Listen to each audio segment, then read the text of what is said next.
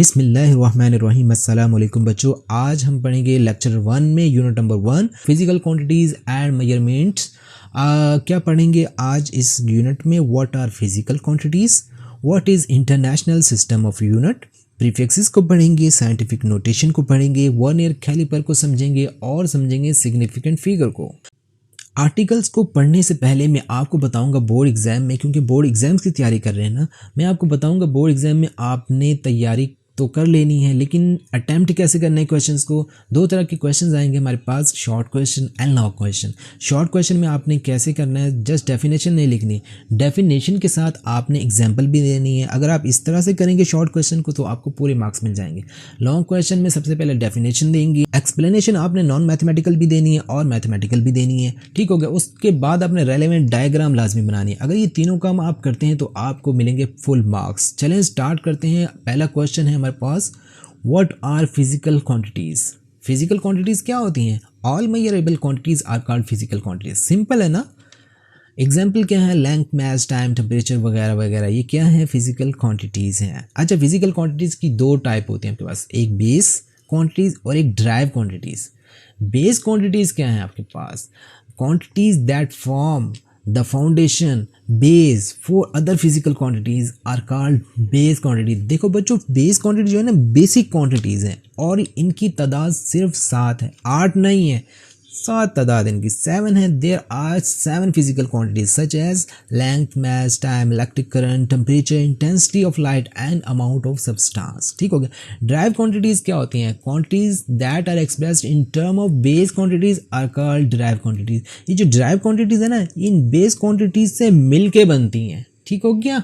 अच्छा, कौन कौन सी हैं? एरिया, वॉल्यूम, स्पीड, फोर्स वगैरह वगैरह। क्वेश्चन नंबर 2 है इंटरनेशनल सिस्टम ऑफ यूनिट।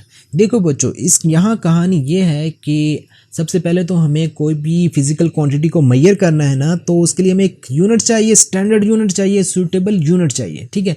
अच्छा, जैसे जैसे साइंस ने प्रोग्रेस की तो क्या हुआ, बहुत ज़्यादा प्रोग्रेस हो गई। अब साइंसदान जो थे, साइंटिस्ट जो थे, दुनिया के मुख्तलिफ कोनों में बैठे हुए थे, हर एक ने अपना एक स्टैंडर्ड बना रखा था, जिससे उनके जो रिजल्ट्स थे ना आपस में कंपेयर नहीं हो पाते थे। तो सबने सोचा यार हम एक ही तरह का सिस्टम लेके आते हैं, एक ही तरह के हम यूनिट इस्तेमाल करते हैं ताकि हम एक दूसरे के रिज़ल्ट को कंपेयर कर सकें और एक नई चीज़ बना सकें। तो उन्होंने ऐसा ही किया। उन्होंने 1960 में एक मीटिंग बिठाई और फिर उन्होंने कंफर्म कर दिया, उन्होंने अप्लाई कर दिया कि एक ही तरह के हम यूनिट इस्तेमाल करेंगे। The international system of unit is commonly refer as SI, ठीक हो गया। अच्छा, इसका फ़ायदा क्या हुआ? इसका फ़ायदा यह हुआ, वो एक तरह की उन्होंने कंबाइंड स्टडी शुरू कर दी। कंबाइंड स्टडी शुरू की तो एक कंसिस्टेंसी और यूनिफॉर्मिटी आने लगी उनकी मेजरमेंट्स में, और साइंस ने बहुत ज़्यादा तेज़ी से तरक्की शुरू कर दी। अब ये देखिए, 1960 तक तो साइंस एक चल रही थी आहिस्ता आहिस्ता, लेकिन 1960 से आप आज 2020 में देखें कितनी प्रोग्रेस हो चुकी है। तो ये जो हमारे पास एक सिस्टम इंटरनेशनल यूनिट था, इसने क्या किया, कंबाइन कर दिया दुनिया के तमाम साइंसदान को, और उनकी कंबाइन स्टडी का निचोड़ के साइंसदान ने आज इतनी तरक्की कर ली।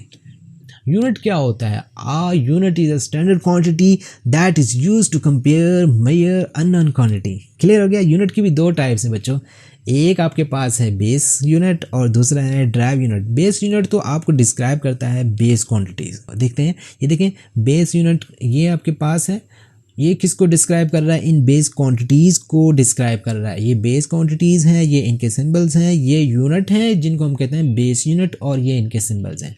इसी तरह ड्राइव यूनिट्स क्या होते हैं? ड्राइव यूनिट्स मेजर करते हैं ड्राइव क्वांटिटीज़ को, और ये उसका चार्ट आ गया, ये ड्राइव क्वांटिटीज़ आ गई, ये इनके सिंबल्स आ गए, और ये आ गए क्या कहते हैं यूनिट, ड्राइव यूनिट, और ये इनके सिंबल आ गए। ये आपकी बुक्स में अवेलेबल हैं ये चार्ट्स, इनको अच्छी तरह से आपने रट लेना है। अच्छा जी, प्रीफिक्सेस। प्रीफिक्सेस क्या होते हैं? प्री का मतलब होता है बच्चों पहले आने वाली चीज़, और फिक्स का मतलब होता है जिसको फिक्स कर दिया जाए, मतलब पहले फिक्स करना, कोई ऐसी चीज़ जिसको पहले फिक्स कर दिया जाए उसको हम कहते हैं प्रीफिक्सेस। प्रीफिक्सेस आर वर्ड और लेटर, ठीक है, added before SI unit. SI unit आपको पता है ना क्या होते हैं? जैसे कि आपके पास मीटर है, सेकंड है, ठीक है। तो ये प्रीफिक्सेस क्या हैं आपके पास? ये किलो, मेगा, गीगा वगैरह, इनको हम SI यूनिट से पहले फिक्स कर देंगे, ठीक हो गया, इनको हम कहते हैं प्रीफिक्सेस। फॉर एग्जांपल आपने एक मेजर किया एक मैथ्स को और आपने 10,000 ग्राम आपके पास स्केल पे आ रही है वैल्यू। अब 10,000 ग्राम थोड़ा सा ऑकवर्ड होता है कहने में, साइंटिस्ट ये टर्म यूज़ ही नहीं करते 10,000 ग्राम, उनका इतना टाइम नहीं होता, वो चाहते हैं कि हमें एक स्मार्ट सी वैल्यू दी जाए। ठीक है, अब ये देखें 30 को हम लिख सकते हैं 10⁻3। अब इसको 10⁻3 देखते हैं, यहाँ पर 10⁻3 किलो के बराबर है, सिंबल है के, तो हम इसकी जगह के लगा देंगे, क्या हो जाएगा 10 kg। साइंटिस्ट यूज़ करेगा कहने का, क्या कहेगा 10 kg, ये नहीं कहेगा, ये एक आम बंदा कहेगा, साइंटिस्ट क्या कहेगा 10 kg।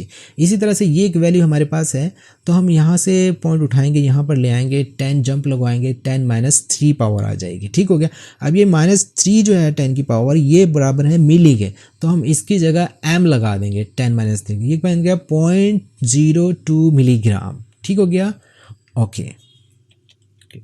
Scientific notation: a simple and scientific way in which large or small number are expressed in some power of tenth. For example हम देखते हैं ये एक मून का जो फासला है ज़मीन से वो कितना है, ये देखें ये वैल्यू है, इसको तो काउंट करना थोड़ा मुश्किल हो जाएगा, लेकिन साइंटिस्ट ने क्या किया, साइंटिस्ट ने ये डेसिमल उठाया यहाँ पर ले आया, 8 जंप लगाए तो लिख दिया उसने 3.8410⁻8 power meter.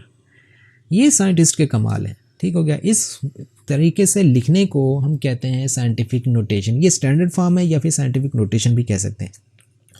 Similarly the standard form इसके हम देखते हैं तो क्या आती है 4.5×10⁻⁴। अच्छा, एक बात आपने याद रखनी है, ये पॉइंट जो होगा ना हमेशा 1 नॉन ज़ीरो डिजिट के बाद लगेगा।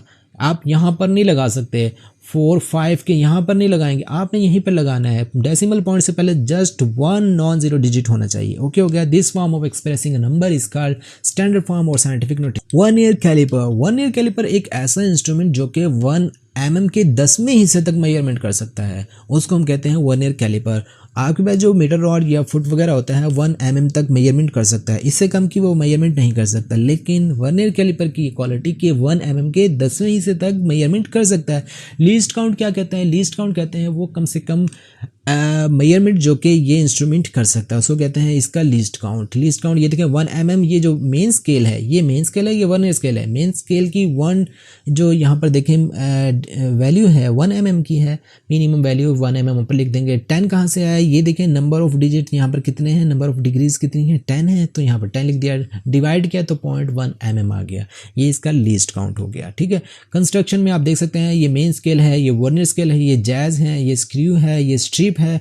ठीक है, यहाँ से हम ओडी मालूम करते हैं, आउटसाइड ये कहते हैं आउटर डायमीटर, इससे हम इनर डायमीटर मालूम करते हैं और इस स्ट्रिप की वजह से हम डेप्थ वगैरह फाइंड आउट करते हैं। ठीक हो गया। वर्किंग, देखिए रीडिंग लेने से पहले हमें एक वर्किंग करनी पड़ेगी इस इंस्ट्रूमेंट में, इनके दोनों जैज़ को मिला देंगे। अगर दोनों जैज़ को मिलाने से दोनों मेन स्केल की 0 और वर्नियर स्केल की 0 को इंसाइड हो जाए, एक दूसरे के सामने आ जाए, तो हम कहेंगे ये हमारा जो ऑपरेटर्स है इंस्ट्रूमेंट है ये परफेक्ट है और परफेक्ट रीडिंग देगा। अगर सूरत हाल बच्चों कुछ इस तरह से हो तो हम कहेंगे भाई ये थोड़ी सी ज़्यादा वैल्यू बताएगा जिसको बाद में माइनस किया जाएगा। ये अगर इस तरह की सूरत हाल हो तो हम कहेंगे कि ये 0 चूँकि यहाँ पर है तो ये थोड़ी सी कम वैल्यू हमें बताएगा, जो कि हम मालूम कर लेंगे कितनी वैल्यू है यहाँ पर ये है, उसको हम ऐड कर देंगे बाद में अपने जो रिज़ल्ट आएगा उस वैल्यू में। चलें बच्चों लेते हैं अब रीडिंग। एक हमने बॉल को यहाँ पर इस 2 जैज़ के दरमियान फिक्स कर दिया।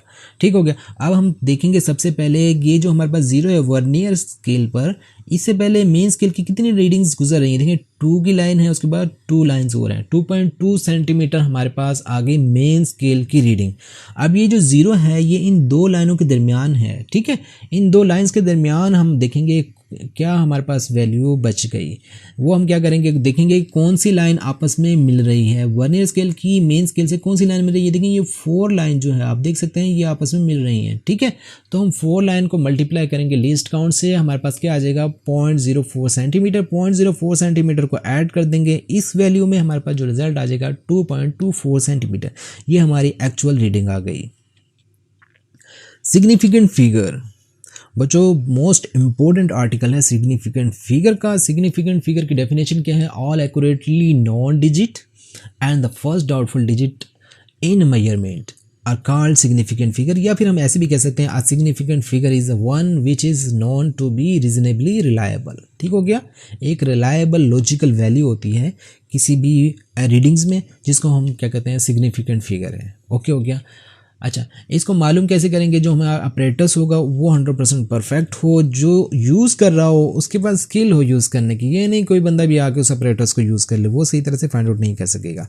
अच्छा, नंबर ऑफ ऑब्जर्वेशन भी लेगा, वो 2-3 टाइम करेगा तो देखेंगे हमारे पास एक जैसी वैल्यूज़ आ रही हैं या मुख्तलिफ आ रही होंगे, उनका एवरेज ले लेंगे। जो नंबर रिवीजन हो रहे होंगे, बार बार रिवाइज हो रहा होगा, उसको हम एज अ स्टैंडर्ड ले लेंगे। Rules for deciding significant figure. बच्चों यहाँ पर दो तरह के रूल्स हैं, एक नॉन जीरो डिजिट के लिए और एक जीरो डिजिट के लिए। नॉन जीरो डिजिट के लिए सिर्फ एक ही रूल है कि भाई वो सब के सब सिग्निफिकेंट होते हैं। जैसे कि यहाँ पर आप देख सकते हैं डेसिमल पॉइंट यहाँ पर है, इसका है ही नहीं, या जहाँ मर्जी हो पोजीशन इसकी, तो ये सब के सब काउंट होंगे एज अ सिग्निफिकेंट फिगर। यहाँ पर 3 है, यहाँ भी 3 है। अगर जीरो दो सिग्निफिकेंट फिगर के दरमियान फंस जाए, जैसे कि यहाँ पर देखें, यहाँ भी ट्रैप हो गया, यहाँ भी फंसा हुआ है और यहाँ भी जीरो फंसे हुए हैं सिग्निफिकेंट फिगर्स के दरमियान, ठीक है, तो हम इनको भी सिग्निफिकेंट फिगर काउंट करेंगे। जैसे यहाँ पर 4 है और यहाँ पर 5 है, ठीक है। अगर फाइनल में आखिर में आ रहा हो, ट्रेलिंग जीरो हो, डेसिमल पॉइंट के बाद आ रहा हो, जैसे कि यहाँ पर आ रहा है, ठीक है, ये सिग्निफिकेंट काउंट होगा। ठीक हो गया। होल नंबर में क्या होता है? होल नंबर में आपने ये एक नंबर लिख दिया, उसके बाद अगर आपने यहाँ पर डेसिमल पॉइंट लगा दिया, देखिए दो कंडीशन है, अगर आपने लगा दिया तो सिग्निफिकेंट बन गया, अगर नहीं लगाया तो ये सिग्निफिकेंट नहीं बना। देखिए यहाँ पर सिग्निफिकेंट फिगर कितने? 3, यहाँ पर नहीं लगाया तो कितने रह गए? 2। लास्ट आपके पास रूल है कि लीडिंग जीरो जो होता है ना, वो नेवर बी सिग्निफिकेंट। ओके, देखें ये लीडिंग जीरो इनको कहते हैं जो कि पहले आ रहे होते हैं, ये पहले आ रहे हैं, ये सिग्निफिकेंट कभी नहीं होंगे। यहाँ सिग्निफिकेंट 2 होंगे और यहाँ पर 1 2 3 4 है। एग्जाम्पल आपकी एक स्मार्ट सिलेबस में दी हुई है, find the number of significant figure in each and क्या करना है आपने साइंटिफिक नोटेशन में इसको लिखना है। यहाँ पर देखें, यहाँ पर कितने हैं सिग्निफिकेंट फिगर? देखें ये ट्रैप हो रहे हैं ना, फंसे हुए हैं दो सिग्निफिकेंट फिगर्स के दरमियान, तो इनको भी सिग्निफिकेंट फिगर काउंट करेंगे। यहाँ पर कितने हो गए? 1 2 3 4 हो गए। ये पॉइंट आपका यहाँ पर होना चाहिए, तो कितने जंप लगेंगे? 1 2 पावर लिख देंगे 10 की, ये साइंटिफिक नोटेशन आ गया। अब यहाँ पर देखें, ये देखेंगे लीडिंग जीरो है, ये आपके पास काउंट नहीं होंगे सिग्निफिकेंट। अच्छा, यहाँ पर देखें होल नंबर का आपने पढ़ा था कि यहाँ पर अगर पॉइंट लगेगा तो होगा, अगर पॉइंट नहीं होगा डेसिमल यहाँ पर तो ये काउंट नहीं होगा। यहाँ पर चूंकि नहीं है तो क्या कहते हैं ये काउंट नहीं होगा। ठीक हो गया। यहाँ पर जस्ट 2 हमारे पास सिग्निफिकेंट फिगर आ गए और साइंटिफिक नोटेशन हम यहाँ से पॉइंट को उठाकर यहाँ पर लाएंगे, 1 2 3 जंप लगेंगे, माइनस में पावर आएगी। ठीक हो गया। अच्छा जी, इसमें क्या है? इसमें देखें आप, यहाँ पर देखें ये होल नंबर है और इसके जीरो के बाद डेसिमल लगा हुआ है, ठीक है। और ये देखें आपके पास एक रूल ये भी था कि जीरो से पहले अगर डेसिमल हो तो सिग्निफिकेंट होता है, तो ये दोनों के दोनों सिग्निफिकेंट हो गए आपके पास। टोटल सिग्निफिकेंट आपके पास 4 हो जाएंगे। साइंटिफिक नोटेशन में लिखते हैं 1 2 जंप लगाए, यहाँ पर आ गया और 10⁻² आ गए। सो बच्चों ये था हमारा यूनिट नंबर 1। नेक्स्ट लेक्चर में हम यूनिट नंबर 2 को तैयार करेंगे। चलें तब तक के लिए हमें इजाज़त दीजिए। अल्लाह हाफिज़।